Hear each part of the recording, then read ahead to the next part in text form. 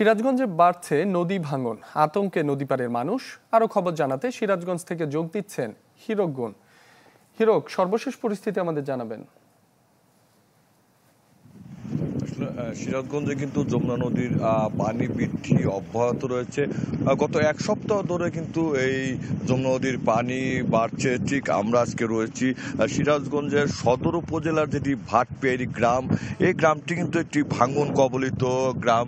ঠিক বর্ষা মৌসুমের শুরুতেই কিন্তু এই যমুনা নদী সিরাজগঞ্জ সদর উপজেলা যেটি ভাটপিয়ারি গ্রাম, সেই গ্রামে কিন্তু আসলে আগ্রাসী রূপ ধারণ করে। তবে এখন ভাঙন কিছুটা কম থাকলেও কিন্তু আপনারা দেখতে পাচ্ছেন যে ইতিমধ্যেই পানি উন্নয়ন বোর্ডের পক্ষ থেকে এই ভাঙন রোধে কিন্তু বালিবর্তী যেটি জিও ব্যাগ নিক্ষেপ করে তারা ভাঙন কিছুটা রোধ করেছে।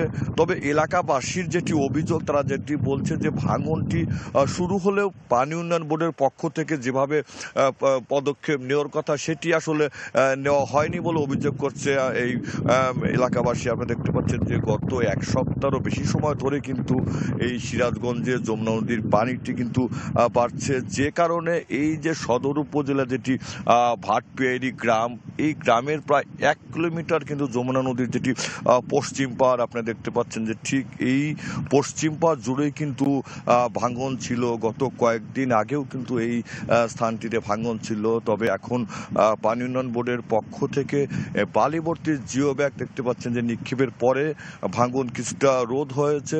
তবে আমরা পানি উন্নয়ন বোর্ডের সাথে কথা বলেছিলাম, তারা যেটি বলছে যে যমুনা নদীর পানি কিন্তু আরো বেশ কয়েকদিন কিন্তু বাড়তে পারে।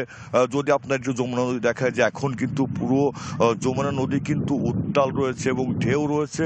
ঠিক এই যমুনা নদীর স্রোতটা কিন্তু এই ভাটপিয়ারি এলাকার যেটি বাঁধের পশ্চিম পাড় এলাকায় কিন্তু আঘাত আনছে, যে কারণে কিন্তু যে পশ্চিম পাড়ের প্রায় 1 কিলোমিটার এলাকা জুড়েই কিন্তু এই ভাঙন ছিল। তো এলাকাবাসী যেটি দাবি করছে যে জরুরি ভিত্তিতে তারা এই যে ভাঙন সেটি কিন্তু রক্ষা করার দাবি জানিয়েছেন।